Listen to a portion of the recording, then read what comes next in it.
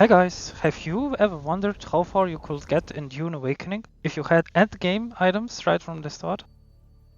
Basically, what would it look like to play the game in a complete different way? Well, I did exactly that, and here's what happened. Since my wife wasn't interested in playing Dune Awakening anymore, I've decided to create another character on her account on our current server I'm playing on. And let me tell you, it totally paid off.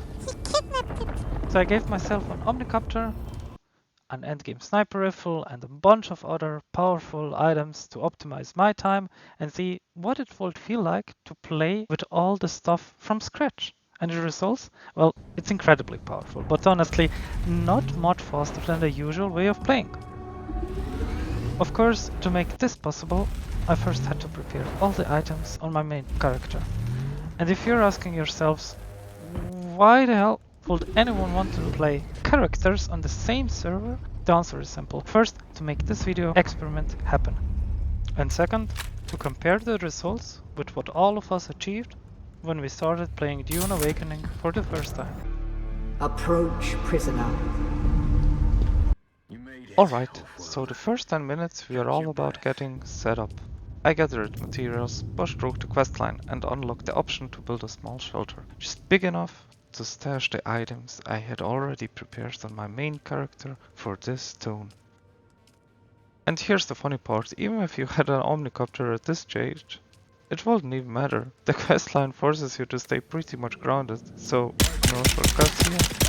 So, I picked a central spot for my shelter, then headed out to a nearby outpost. I took down some scavengers, scooped up some loot, grabbed a few intel points, and got to work crafting my base, making sure to give my main character permission access so I could really speed things up later. Just keep the generator fueled, or the storms will tear at your walls. And it goes without saying, don't build on open sand. No, all I had to do was to transport and stash the endgame items to that small shelter what we saw right now. So I eventually stashed all the necessary items, disassembled the Omnithopter into parts, and finally started playing. Exciting! For this purpose, I also used a countdown timer. And here we go, guys. First things first, getting fuel cells done.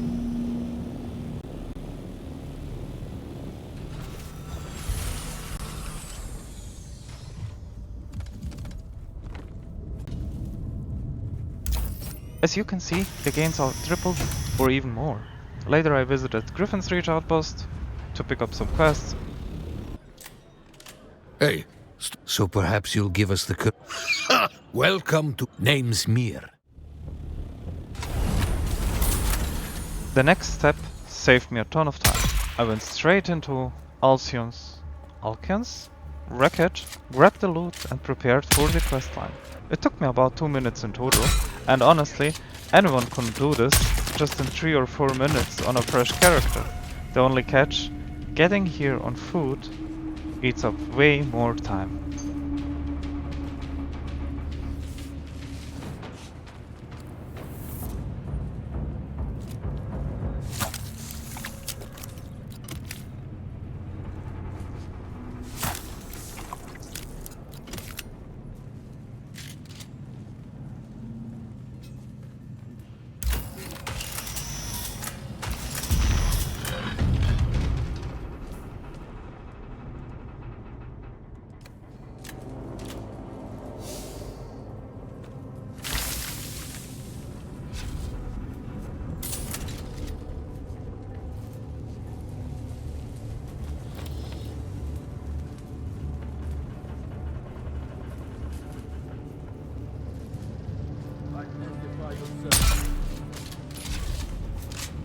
Eyes on enemy!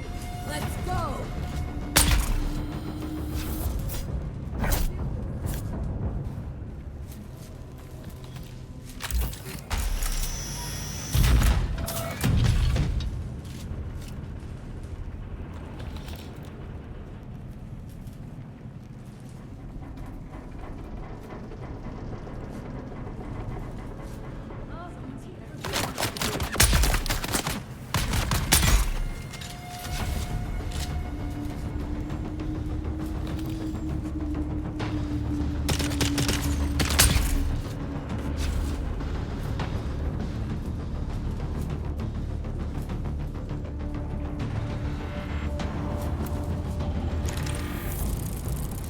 now I was about to do the quest for the other skill trees, and as you can see it only took about 18 minutes. Considering this part of the quest is way out on the edge of the map, I'd say it will normally take at least up to 20 minutes to reach it from Griffin's Reach outpost on foot. So I ventured up and down, back and forth, south and north to reach all my goals. Later I head back to my base to increase its size and capacity, complete the first trial, and went to the desert to see the new content, where also Shai-Hulud appeared for the first time.